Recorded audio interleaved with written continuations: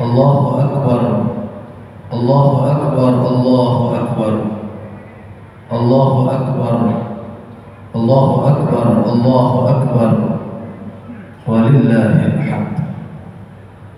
Alhamdulillah, alhamdulillahilladzi bi ni'matihi tatimmus shalihat wa mujidul kainat.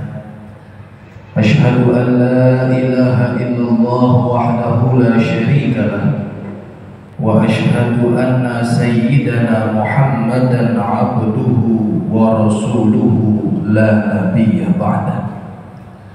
Allahumma fassalli wa sallim wa barik wa azim ala sayyidi sadat sayyidina wa habibina wa syafi'ina wa nuri qulubina wa maulana Muhammad sahib syafa'at wa ala alihi wa ashabihi wa junudihi wa ansarihi dhawil manashibi wal hasanat bihasbi ta'aqubil awqati was sa'at, amma ba'du. Faya ibadallah, usikum jami'an wa nafsi bitaqwallah. Ittaqullah, ittaqullah faqad fazal muttaqun. Faqala ta'ala fi muhkamih tanzilih wa huwa asdaqul qailin. Ya ayyuhalladzina amanu taqullaha haqqa tuqatih wa la tamutunna illa wa antum muslimun.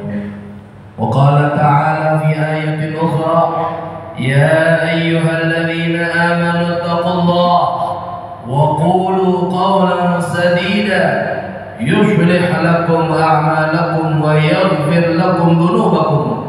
Wa may yuti'illaha wa rasulahu faqad faza fawzan 'azima.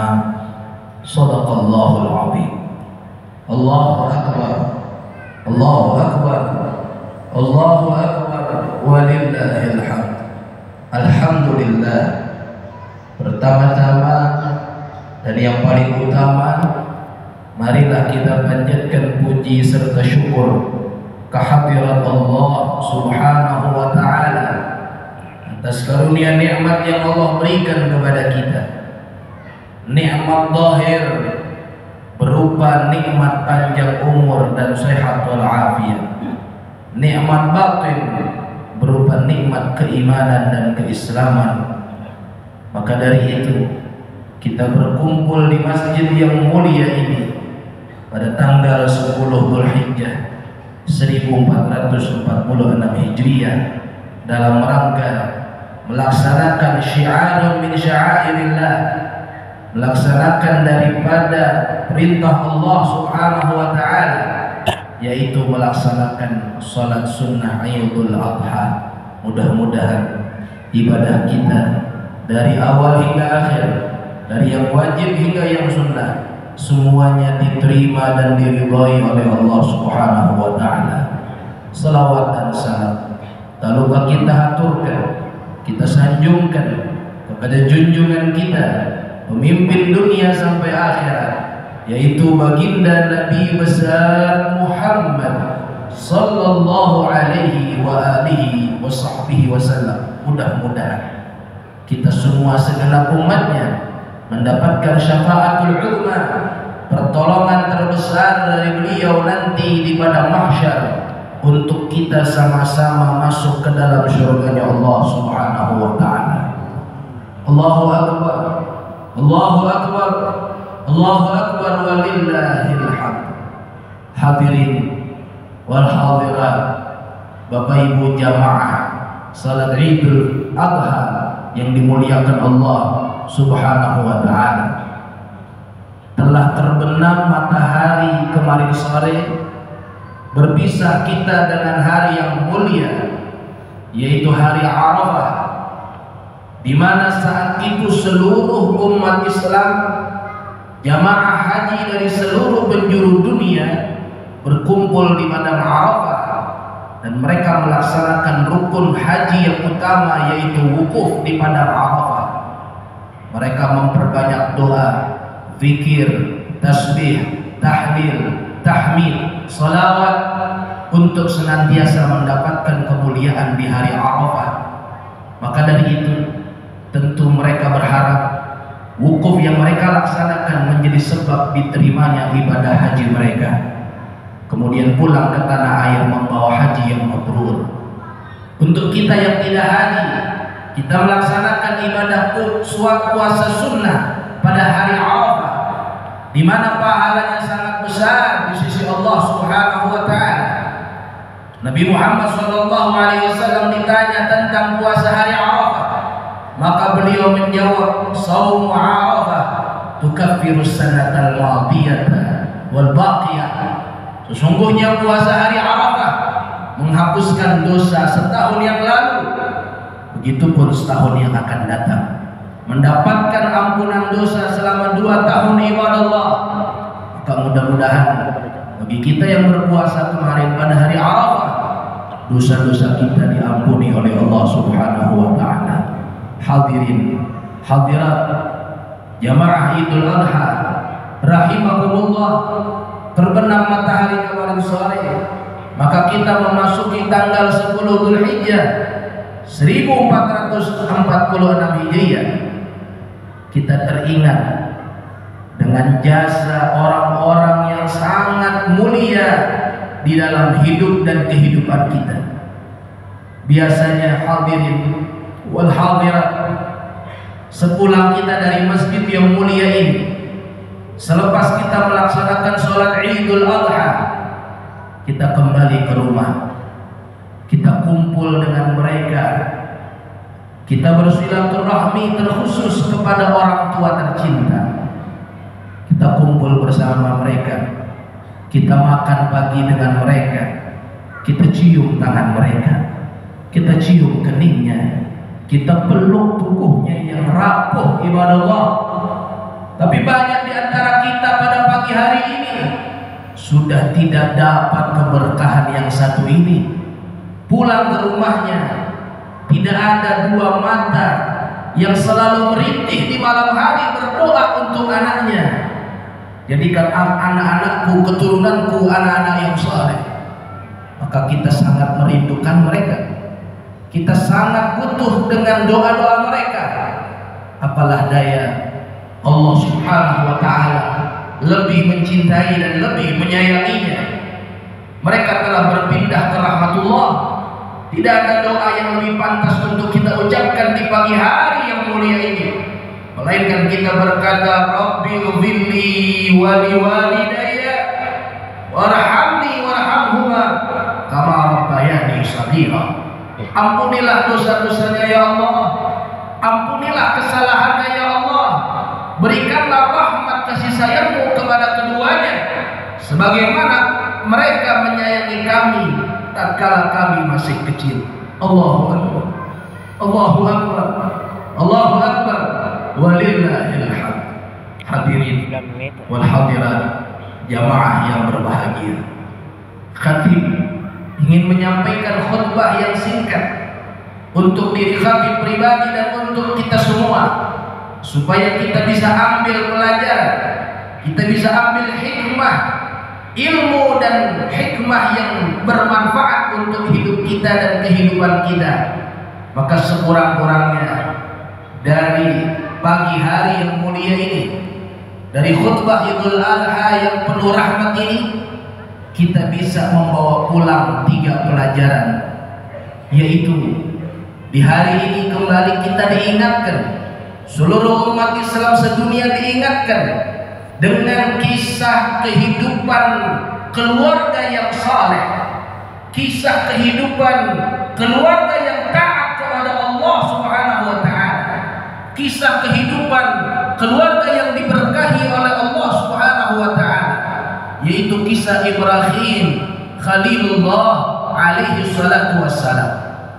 Maka dari itu hadirin wal hadirat, itu jamaah Idul Adha rahimakumullah, Yang pertama, bahwasannya Nabiullah Ibrahim alaihi salatu wassalam, walaupun beliau seorang nabi dan rasul, bahkan tergolong daripada ulul azmi, 5 nabi dan rasul yang terberat ujian dan cobaannya, yaitu Nabi Ibrahim al-Khalil alaihi salatu wassalam.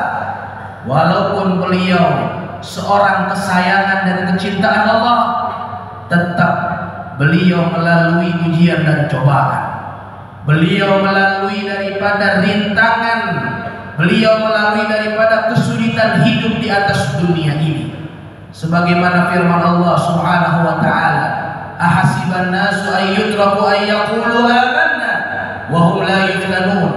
Apakah mereka menyangka manusia ketika mereka berkata amanna, kami beriman kepadamu ya Allah, kami sujud dan tunduk patuh kepadamu ya Allah, lantas mereka lepas dari ujian dan cobaan? Hasya wa kalla, mustahil ibadallah. Maka Nabi Ibrahim alaihi salatu wassalam melalui ujian yang pertama, ujian dari keluarganya, ujian dari pamannya yang bernama Azar, penyembah patung berhala. Disebutkan di dalam Al-Quran surat Al-An'am ayat 74, wa qala ta'ala, wa idh qala Ibrahimu li abihi Azar atattakhidhu asnaman alihah inni araka wa qaumaka fi dhalalin mubin. Yang artinya ibadallah, dan sesungguhnya Ibrahim berkata kepada pamannya yang bernama Azar, apakah engkau menjadikan patung berhala sebagai Tuhan wahai Azar? Sesungguhnya aku melihatmu dan aku melihat kelompok golonganmu di dalam kesesatan yang nyata. Na'udzubillah. Maka Azar di sini ibadallah, menurut tafsir Al-Imam Muhammad Mutawalli Asy-Sya'rawi Al-Misri dalam kitabnya Tafsir Sya'rawi, beliau katakan itu bukan ayah kandung Ibrahim. Ayah kandung Nabi dan Rasul adalah manusia suci, khiyarun ba'da khiyar, manusia yang telah dipilih oleh Allah, tidak pernah menyembah patung dan berhala, sebagaimana kedua orang tua Nabi Muhammad SAW, Abdullah dan Aminah, lam yaltaqiya ala sifahin qat. Mereka semasa jahiliyah, tatkala Nabi belum lahir, mereka orang tua Nabi Muhammad tidak pernah menyembah patung dan berhala. Lantas Nabi Ibrahim pun demikian. Yang dimaksud dalam ayat ini adalah paman Ibrahim alaihi salatu wassalam. Alih-alih mendapatkan respon yang baik, berdakwah kepada pamannya yang dianggap sebagai ayahnya, sebagai bapaknya, tetapi Azar menolak mentah-mentah ajakan Ibrahim untuk meninggalkan patung berhala dan sujud kepada Tuhan yang tidak kasat mata, kepada Tuhan yang diyakini oleh Ibrahim sebagai Rabbul Alamin, sebagai Tuhan semesta alam. Maka Azar, paman Ibrahim, berkata kepadanya, ya Ibrahim, wahai Ibrahim, qala araghibun anta an alihati ya Ibrahim, kamu benci dengan Tuhanku Ibrahim, kamu benci dengan apa yang aku sembah wahai Ibrahim. La illam tantahi la arjumannaka wahjuni maliya. Kalau kamu tidak stop, kalau kamu tidak berhenti mengajakku untuk menyembah Tuhanmu dan meninggalkan Tuhanku, sungguh Ibrahim, aku akan merajammu, aku akan membunuhmu. Pergilah kau jauh-jauh dari sisiku Ibrahim. Subhanallah, dakwah terberat, ajakan kebaikan tersulit ternyata adalah dari keluarga ibadallah. Berapa banyak orang mudah mengajak orang lain di luar keluarganya, mudah mengajak temannya, mudah mengajak kerabatnya, mudah mengajak teman-teman di pekerjaannya, tetapi ternyata di rumahnya sendiri sulit untuk mengajak mereka selamat dari api neraka, masuk ke dalam surganya Allah Subhanahu wa ta'ala. Allahu Akbar, Allahu Akbar, Allahu Akbar, walillahil hamd. Oleh karena itu hadirin jamaah Idul Adha rahimahullah, Allah Subhanahu wa ta'ala telah berpesan, qu anfusakum wa ahlikum nar. Jagalah diri kamu, jagalah istri dan anak-anakmu, cucu api neraka ibadallah. Jangan sampai di dalam rumah tangga kita ada yang berani dengan murka Allah, ada yang berani dengan siksa dan azab dari Allah. Sesungguhnya azab Allah sangat pedih bagi mereka orang-orang yang membangkang kepada Allah Subhanahu wa taala. Hadirin wal hadirat, jamaah yang berbahagia. Yang kedua, pelajaran yang dapat kita ambil bahwasanya Nabi Ibrahim alaihi salatu wassalam, beliau lama tidak memiliki keturunan. Beliau lama mendamba-dambakan sang buah hati belahan jiwa.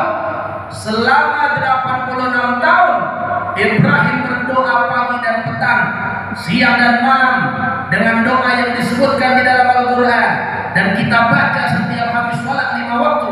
Rabbi habli minas salihin, Rabbi habli minas salihin, Rabbi habli minas salihin. Tuhanku ya Allah, karuniakanlah aku anak yang soleh, karuniakanlah aku keturunan yang saleh dan salehah untuk menjadi penerus sujudku ibadah. Jangan lupa setiap orang tua untuk berdoa untuk anak-anaknya, tidak hanya sekedar anak-anaknya menjadi orang yang sukses, menjadi orang yang mapan, menjadi orang yang kaya raya, memiliki pangkat jabatan, tetapi tidak menjadi anak yang soleh. Tetapi tak kala orang tuanya masuk ke liang kubur, bahkan anaknya tidak bisa berdoa, Rabbi firli wali walidayya warhamhuma kama rabbayani shaghira. Na'udzubillah, umma na'udzubillah min dzalik. Doakan anak-anak kita supaya menjadi anak-anak yang soleh, anak-anak yang baik. Kalau sudah mendapat anak yang soleh, maka yang lainnya akan mengikuti ibadah Allah.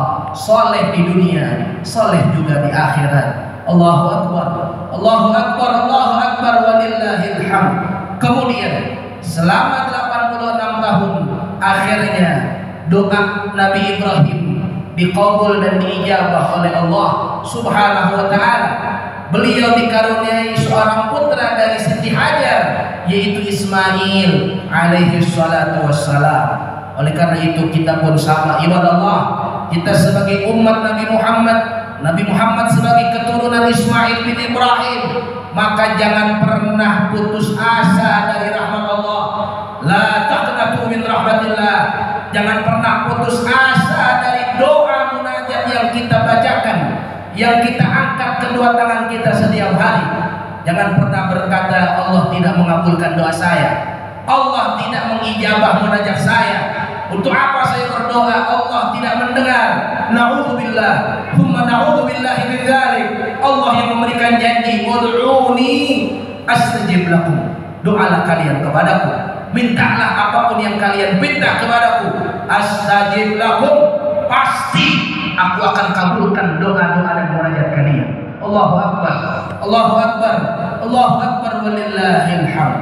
Kemudian Ismail kecil dan ibunya Siti Hajar diajak dari kota kelahirannya di Irak, di kota Babilonia, untuk hijrah ke Mekah Al-Mukarramah, padang gurun yang tandus dan gersang.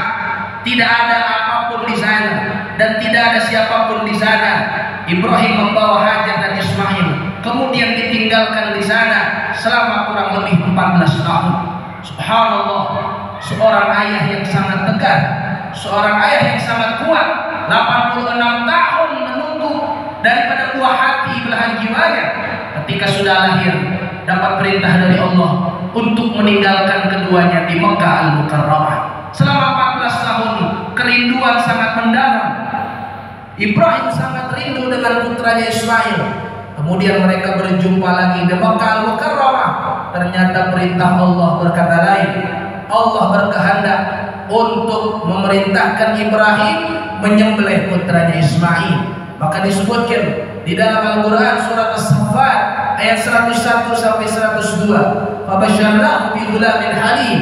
Falamma balagha ma'ahu as-sa'ya qala ya bunayya inni ara fil manami anni azbahuka fanzur madza tara. Qala ya abati if'al ma tu'mar satajiduni insyaallah minas sabirin. Shadaqallahul azim. Tatkala Ismail kecil sudah beranjak dewasa, sudah menjadi remaja, sedang gagah-gagahnya Ismail, sedang kuat-kuatnya Ismail, berada di usia yang produktif. Ternyata kata Ibrahim, wahai anakku Ismail, kecintaanku kepadamu janganlah engkau tanya, kerinduan aku kepadamu selama 14 tahun janganlah engkau tanya.